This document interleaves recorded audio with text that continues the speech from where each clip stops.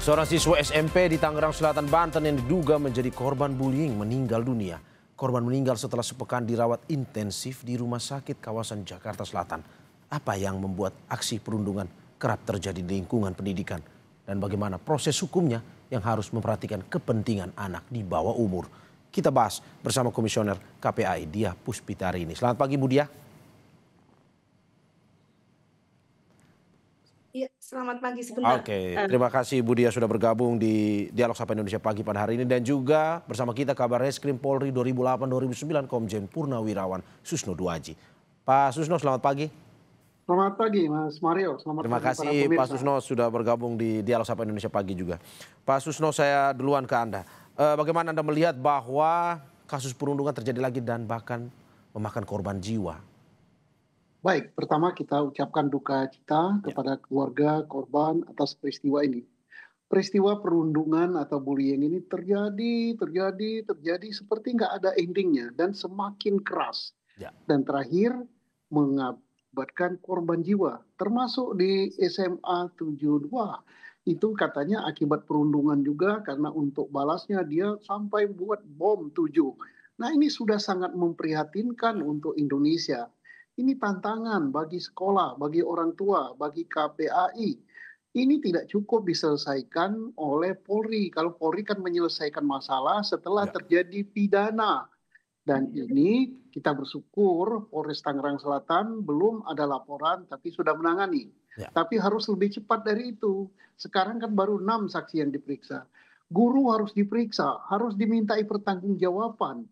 Kemudian bagaimana mengatasi ini? Nah, mengatasi ini kan sudah ada instruksi dari Kementerian Pendidikan zaman dulu ya, tahun berapa lupa saya, bahwa sekolah itu harus zero daripada kekerasan.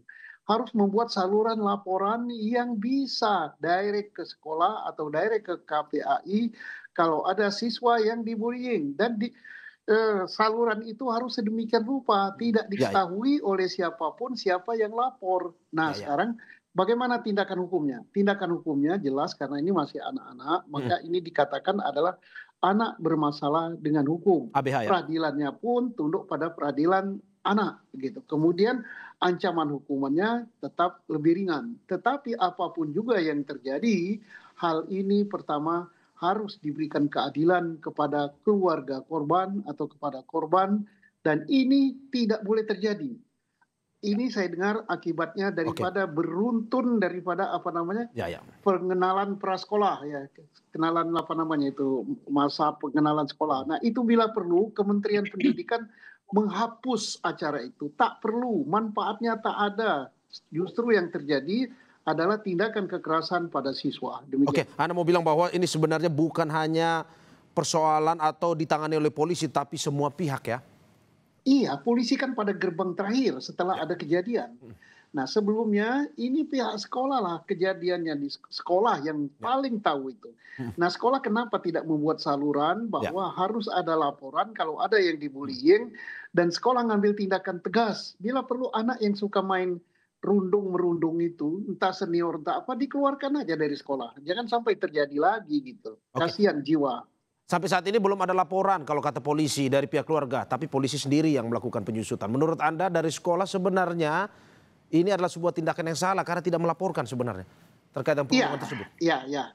Karena ini peristiwanya pidana, Polri tidak perlu nunggu laporan. Tidak perlu nunggu laporan, sudah benar tindakan kepolisian Polres Tangerang Selatan. Tetapi apapun juga pihak sekolah ini dinilai tidak ini ada rasa abailah terhadap peristiwa ini. Kok nggak lapor? Nah, mestinya lapor, mendatangi keluarga korban, minta maaf dan sebagainya. Karena kejadiannya ini di sekolah. Masa sekolah nggak tahu ada bullying, ada perundungan terhadap siswanya sampai demikian keras gitu. Nah, makanya penyidik Polri harus memeriksa juga kepala sekolahnya. Oke, saya ke Bu Diah dari KPAI. Bu Diah, bagaimana penanganan proses hukum kasus yang menimpa siswa SMP tersebut? Iya, per hari ini sampai tadi malam kami minta dari pihak kepolisian untuk segera saja untuk menaikkan ya. Artinya kalau dari pihak keluarga belum ada laporan ya tidak menjadi masalah ya Pak Susno ya kalau kemudian kepolisian. Tidak perlu laporan, ini pidana ini. Iya. Ya, jadi kondisi anak juga semakin buruk begitu ya. Sehingga ya tampaknya kalau tidak berhasil di mediasi di sekolah ya diproses lebih lanjut begitu. Bu Dia, sampai saat ini juga bukan hanya dari sekolah, tapi pihak keluarga juga tidak melaporkan. Ya. Apakah mungkin ada dugaan, tekanan buat pihak keluarga sehingga tidak melaporkan ini atau bagaimana sebenarnya? Setahu saya informasi yang kami dapat dari pihak keluarga memang si anak korban dengan anak yang terduga pelaku ini kan memang dekat ya. Dari tempat tinggal juga secara ini kan juga agak dekat, mungkin ada rasa tidak enak juga. Tetapi kami sudah mengedukasi bahwa bentuk apapun itu, sedekat apapun, karena anak punya hak untuk dilindungi secara undang-undang dan harus ada proses hukum, tidak jadi masalah begitu. Oke. Justru kalau lebih cepat lebih baik. Oke, seperti yang dikatakan Pak Susno tadi, apakah memang ke depan proses hukumnya akan melalui lewat undang-undang peradilan anak atau bagaimana, Bu? Iya, tetap. Jadi untuk anak korban dan anak yang terduga pelaku itu kan memang dilindungi ya, terutama dalam Undang-Undang Perlindungan Anak di pasal 59A. Kemudian untuk anak berkonflik dengan hukum itu selain Undang-Undang Perlindungan Anak juga Undang-Undang Sistem Peradilan Pidana Anak. Jadi nggak usah khawatir ya, sebenarnya di dalam penegakan hukum di Indonesia ini kan sudah mengukur, walaupun memang seperti kata Pak Susno tadi, perilaku anak-anak kita hari ini memang sangat berbeda ya, jauh lebih ini daripada sebelum-sebelumnya. Tetapi ya bagaimanapun juga karena ini masih anak di bawah umur, memang ada perlakuan yang berbeda dari orang dewasa. Oke, apakah nanti akan dimasukkan ke rumah detensi atau bagaimana proses hukumnya, Bu? Biasanya selain rehabilitasi, Mas, jadi ada rumah aman, ya direhabilitasi dulu, terus kemudian nanti proses hukum. Jadi kalau memang melibatkan anak di bawah umur, di pasal 59A itu kan memang prosesnya harus cepat, karena ada hak-hak anak di situ. Ya. Nah, yang kedua, nanti kita lihat, jadi memang ada tingkatan restoratif justice itu ada diversi. Ya. Dan kalau diversi gagal juga masuk di penyelidik di P21 ya Pak Susno ya. Kemudian nanti juga ada diversi juga di situ. Jadi diversi yang dilalui anak ini nanti sampai 3 kali. Dan itu pun juga ada konsekuensi hukum, betul ya Pak ya? Iya. Oke. Saya kembali ke Pak Susno. Pak Susno, melengkapi apa yang disampaikan oleh Bu Dia tadi. Proses hukum penanganan anak ini seperti apa? Pertama, dia tunduk kepada undang-undang tentang perlakuan pidana oleh anak. Kedua, hukum acaranya tersendiri peradilan anak. Nah, untuk kasus ini korbannya korban nyawa. Saya mohon kepada Polres Tangerang Selatan agar cepat, karena ada ketentuannya harus diproses lebih cepat. Tidak perlu menunggu laporan baik dari keluarga, dari korban, ataupun dari KPAI. Ini bukan delik aduan, ya satu. Yang kedua, segera saja proses, kemudian sesuai dengan ketentuan perundangan peradilan anak. Ketiga, tentang tentang damai ya, justice tadi, itu tetap harus diproses secara hukum, karena ini bukan saja misalnya mengakibatkan cedera, luka dan sebagainya, ini nyawa. Nah, tentang adanya misalnya ketentuan pihak keluarga daripada anak yang bermasalah dengan hukum mendekati pihak keluarga korban, itu tidak masalah, misalnya memberikan bantuan atau itu termasuk hal-hal yang meringankan, yang beritikat baik. Tetapi bukan berarti bahwa proses hukumnya menjadi tidak ada. Ini nyawa melayang. Ya, bagian dari memberikan efek jerah juga ya. Iya, bagian ini pendidikan ya. Jangan dikira bahwa hukum itu membuat sengsara. Tidak, ini lebih banyak lagi unsur pendidikannya agar hal serupa tidak terjadi di seluruh Indonesia. Saya yakin di seluruh Indonesia banyak hal seperti ini, tapi yang terangkat ke permukaan hanya ini gitu. Nah, yang lain banyak ini. Nah, ini catatan juga untuk pihak pendidik, pihak sekolah gitu. Sekolahnya ini kalau terjadi demikian, ini sekolah bermasalah.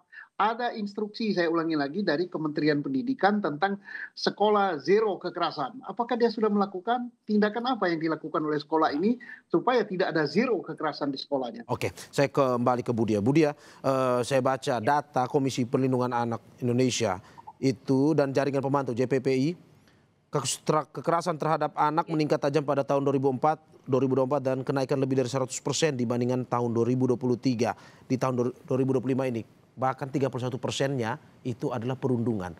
Kenapa bisa terjadi seperti ini, Bu? Dan apalagi seperti yang disampaikan oleh KPAI juga di tahun ajaran baru kekerasan itu meningkat. Ya, jadi kami kan setiap tahun menganalisis ya Mas, dan sebenarnya sudah sejak bulan Oktober itu kami memberikan alarm karena kondisi tahun 2025 berbeda dengan 2024. Ya. Anak-anak yang mereka melakukan perundungan dan juga yang dibully itu kan semakin banyak, dan memang awalnya dari mulai tahun ajaran baru Mas. Jadi di bulan Juli, bulan Agustus. Di situ ada senioritas, ada junioritas. Kemudian akan memuncak di bulan September, Oktober, dan November. Ada apa? Kenapa di sini memuncak? Karena memang di situ sudah ada adaptasi, kemudian anak mungkin sudah berinteraksi banyak. Dan ingat, di bulan Desember itu hampir sebagian besar geng sekolah di seluruh Indonesia itu sedang rekrutmen, gitu Mas. Ya. Itu kajian kami, bahkan secara ilmiah ya, secara ilmiah juga sudah kami teliti. Hampir seluruhnya sekolah itu kan memiliki geng. Itu mau kita tutupi apa tidak lah. Dan sebagian besar mereka akan rekrutmen di bulan Desember. Maka di bulan persoalan dari rumah ini yang kemudian orang tua harus berkomunikasi dengan pihak sekolah. Sehingga kalau misalnya ada sesuatu itu bisa terkomunikasi dengan cepat. Bu Dia, kenapa pada akhirnya ada kecenderungan saat tahun ini anak lebih keras ataupun lebih tega melukai temannya sendiri? Ya. Alasannya apa, Bu? Ya, faktornya adalah media sosial, Mas. Ya. Kita tidak memungkiri. Media sosial hari ini sangat dekat sekali mempengaruhi pola pikir anak. Katakanlah game online, oke. Tidak hanya itu ya, game online, terus kemudian aplikasi film, kemudian juga aplikasi yang lain ya. Mungkin saya tidak bisa sebutkan satu persatu. Bahkan anak-anak kita ini percaya apa tidak, mereka banyak sekali yang membuka aplikasi kekerasan ataupun suicide. Nah, itu yang sebenarnya sudah kami sampaikan jauh-jauh hari bahwa kita khawatir bahwa parenting di rumah itu sekarang tergantikan oleh media sosial. Meminjam perkataan Pak Susno juga bahwa peran sekolah dalam kasus ini terlihat abai. Menurut Anda seperti itu? Apakah memang selama ini KPAI menemukan permasalahan bahwa sekolah ini banyak yang tidak mau lapor sebenarnya kalau ada kasus perundungan di dalam lingkungannya? Ya, ada seperti itu, Mas. Bahkan kami ketika turun ke sekolah, kami akan sampaikan ke sekolah bahwa sekolah yang baik itu bukan sekolah tanpa masalah, tapi sekolah yang menyelesaikan masalah dengan seadil-adilnya. Bahkan kami sampaikan kepada kementerian juga, mohon bisa di-replace semuanya, bahwa sekolah yang baik itu bukan sekolah yang tanpa masalah. Jadi sekolah yang bisa menyelesaikan masalah.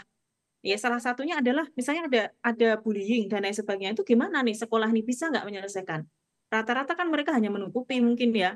Kemudian ya sudahlah, itu kan biasa anak dan menganggap remeh. Nah, itu yang bahaya di situ. Gitu. Saya kembali ke Pak Susno. Pak Susno, bagaimana Anda melihat bahwa tahun ini cara kekerasan yang dilakukan anak terhadap anak yang lain itu lebih keras dibandingkan tahun-tahun sebelumnya? Kalau tadi Bu Dia bilang media sosial salah satu penyebabnya juga. Menurut Anda seperti apa? Bagaimana sebenarnya kita menghentikan ini? Baik, saya sangat tertarik dengan pernyataan Bu Dia bahwa pada saat-saat penerimaan murid baru, disitulah awal daripada bullying atau awal daripada adanya perundungan. Kemudian tadi ada perkataan juga bahwa tiap sekolah itu ada geng. Nah, ini tanggung jawab daripada pimpinan sekolah, kepala sekolah dan gurunya.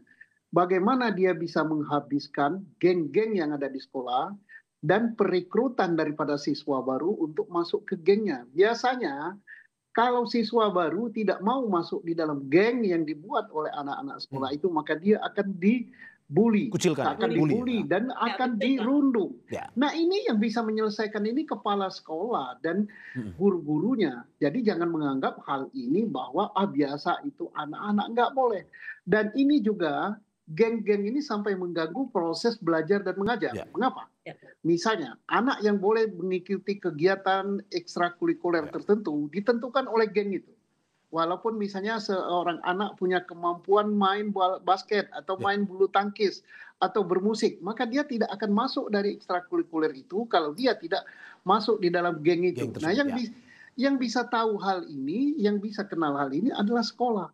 Jadi kita udah tahu penyebab bullying itu apa. Penyebab bullying yang terbesar itu adalah geng dan perekrutan geng. Nah, makanya bisa nggak sekolah menyelesaikan ini? Nah, Kementerian Pendidikan telah membuat memerintahkan itu membuat untuk ada saluran laporan yang tidak diketahui oleh siapapun juga langsung ke KPAI ataupun ke pihak sekolah bahwa ada peristiwa, ada sesuatu yang tidak beres di sekolah itu. Nah, ini mohon agar Dinas Pendidikan Kabupaten Kota, Dinas Pendidikan Provinsi untuk SMA itu mengecek apakah ketentuan tentang laporan itu telah dibuatkan saluran untuk laporan supaya bisa diketahui bahwa di sekolah itu ada masalah apa tidak. Oke, saya ke Budia. Budia, selain mencelakakan orang, kasus perundungan ini saya catat juga dari data KPAI. Ada 25 siswa selama tahun 2025 ini sampai Oktober kemarin itu mengakhiri hidupnya atau suicide akibat terkena perundungan tersebut. Seberapa destruktifnya merusak psikis seorang anak? Ya, jadi begini. Dari 25 kasus itu ya, sudah kami analisis, sebagian besar faktornya karena bullying, Mas. Ya. Mereka melakukan suicide itu karena bullying. Kemudian kalau kita melihat, ya kita belajar dari SMA 72 ya. Sampai detik ini belum ada yang mengatakan bahwa apakah itu ada kaitannya dengan suicide. Kami sudah menyampaikan itu sebenarnya mewanti-wanti Polda Metro Jaya. Coba dicek apakah memang ada kaitannya ya. Terus yang kedua, ada faktor mereka itu ingin live ini ya, IG dan lain sebagainya pada proses mereka suicide, Mas. Itu kami temukan.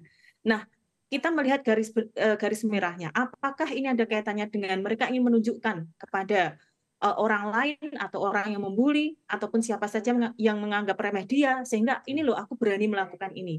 Dan ternyata di tahun 2025 ini semakin besar yang arah ke sana. Salah satunya indikasinya adalah mengakhiri hidup di tengah-tengah kerumunan ataupun di tengah-tengah kehidupan dunia maya ya, misalnya live Zoom, live IG, live media sosial dan lain sebagainya. Nah, terus yang kedua, apakah ini ada kaitannya juga dengan anak-anak ingin menunjukkan? Iya, karena mereka menulis surat juga, Mas. Beberapa anak itu menulis surat sebelum mengakhiri hidup. Nah, salah satunya ya kebanyakan mereka ada konflik di sekolah, kemudian mereka bingung mau menyampaikan pada siapa. Memang kalau dari 25 kasus itu paling banyak adalah bullying dan terjadi di anak-anak SMA. Oke. Saya akhirnya kita masuk ke kesimpulannya untuk apa yang disampaikan oleh Pak Susno tadi. Apa sebenarnya, Bu, kepada sekolah yang pihak paling pertama tahu terkait dengan ini? Apa saran dari KPAI terhadap sekolah pada akhirnya jika memang mengabaikan ini? Ya, satu begini. Guru itu sekolah harus punya asesmen awal, Mas. Setiap anak masuk sekolah, tahun ajaran baru ataupun anak dari SD ke SMP atau SMP ke SMA, itu harus ada need assessment. Saya pun pernah jadi guru, Mas, di tahun 2009, dan itu sudah saya lakukan saat itu ya. Apalagi hari ini, mestinya kan semua sekolah sudah bisa melakukan itu. Kita menghadirkan profesional ya, dan ini juga bagian dari pengembangan diri anak. Dari asesmen itu bisa ketahuan mana anak yang memang dia bermasalah di rumah, mana yang mengalami kecenderungan yang berbeda, dan mana kemudian anak ini yang masuk kelompok rentan. Sebaiknya sekolah, berkali-kali saya ingatkan di kementerian dan juga di sekolah, bahwa buat kelompok rentan. Jadi anak-anak yang mohon maaf mereka terpisah dari orang tua, ya kan? Orang tuanya berpisah dari orang tua, terus tinggal bukan dengan orang tua itu berbeda, tetapi mereka juga masuk kelompok rentan. Kemudian secara ekonomi, dan mohon maaf, sasaran bullying itu kan bisa dilihat ya Pak Susno ya. Ada orang yang berpotensi untuk dibully, ada, Mas.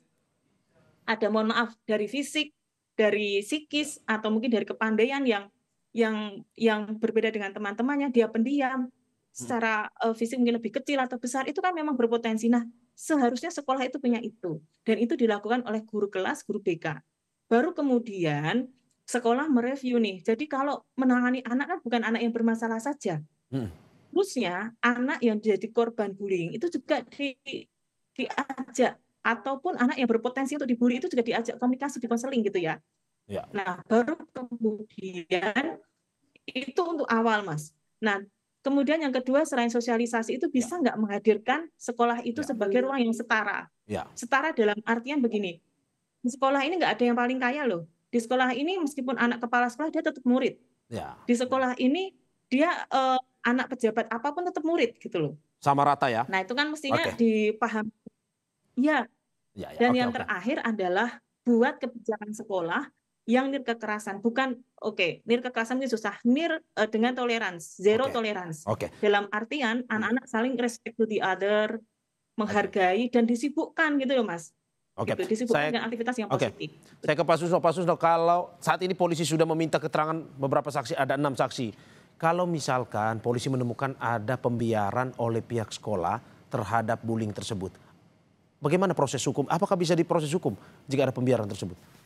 Iya, karena orang yang membiarkan sesuatu kejahatan, yang mengetahui satu kejahatan tidak mengambil satu langkah, itu bisa diproses. Jadi makanya pihak sekolah pun harus diperiksa guru, apa langkah yang dilakukan guru terhadap bullying yang terjadi di sekolahnya, apakah telah mengambil tindakan yang cukup.